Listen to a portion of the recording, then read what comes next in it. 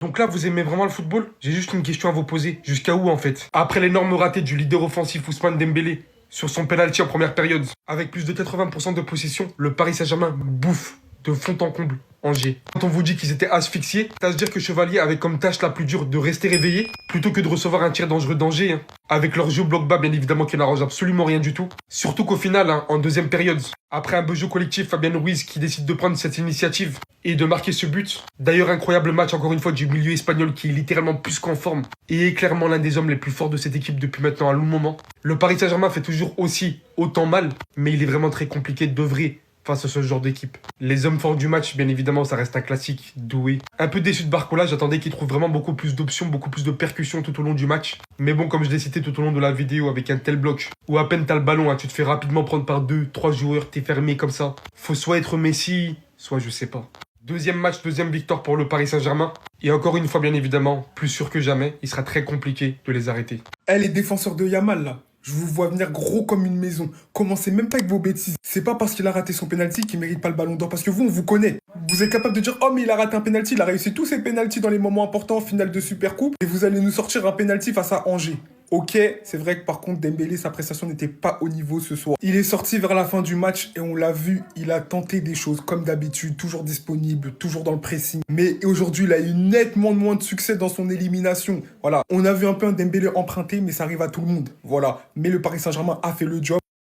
C'est un excellent Fabien Ruiz qui a vraiment maîtrisé le milieu de terrain. Il a montré encore à quel point il était important dans le milieu du Paris Saint-Germain. Il est vraiment bon cette saison. Plus de son but, il a été dangereux, il a frappé sur le poteau là. Après, on a eu un très beau match de Nuno Mendes, comme d'habitude, à son aise sur le côté. Voilà, après, c'était pas un PSG conquérant comme habituellement. Après, on va pas se mentir. La tactique d'Angers était bien rodée. Voilà, sans manquer de respect à Angers, les gars. Ils ont pas fait preuve de grandes ambitions de jeu. Après, c'est normal quand tu te déplaces au Parc des Princes, champion d'Europe, etc.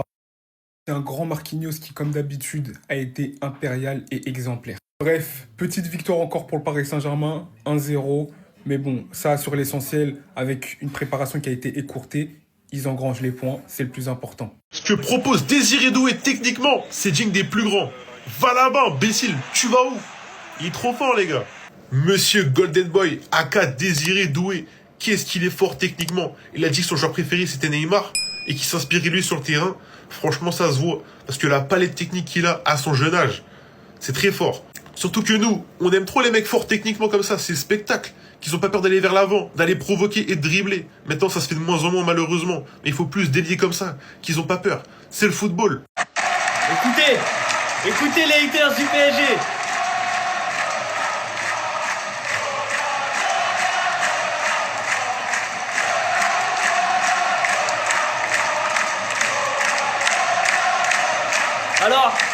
Alors, c'est qui manque de respect aux joueurs?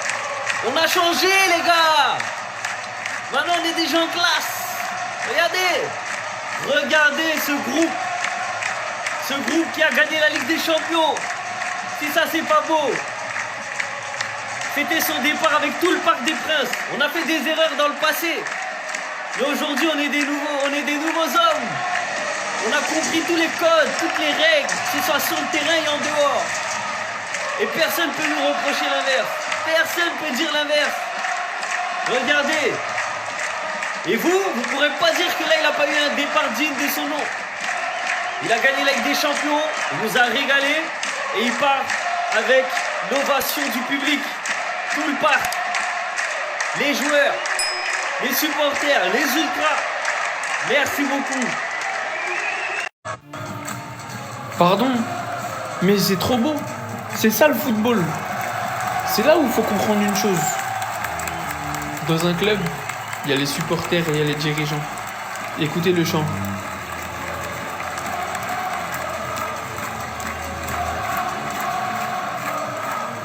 Les joueurs du Paris Saint-Germain qui ont poussé Donnarumma pour lui laisser son moment seul.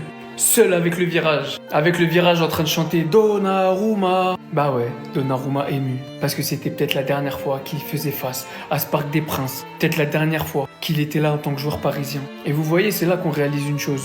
C'est là qu'on réalise qu'un joueur peut partir d'un club, quitter un club, en légende dans le cœur des supporters et en indésirable pour la direction.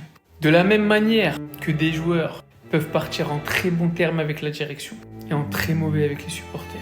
Et puis il y a Kylian, il est parti en étant en bon terme avec personne, en porte-à-plate contre le Paris Saint-Germain, mais c'est autre chose. C'est juste totalement gratuit. Ce soir, c'est juste pour Donnarumma. Encore une fois, c'est pas la première et certainement pas la dernière que je rends hommage aux supporters parisiens, qui font preuve d'une très grande classe. Virés injustement ou pas, à vous de voir. En tout cas, poussé vers la sortie. Je sais pas si c'est sa faute, s'il a été trop gourmand, si Luis Enrique voulait plus de lui tout simplement pour du style de jeu. Mais la réalité est là.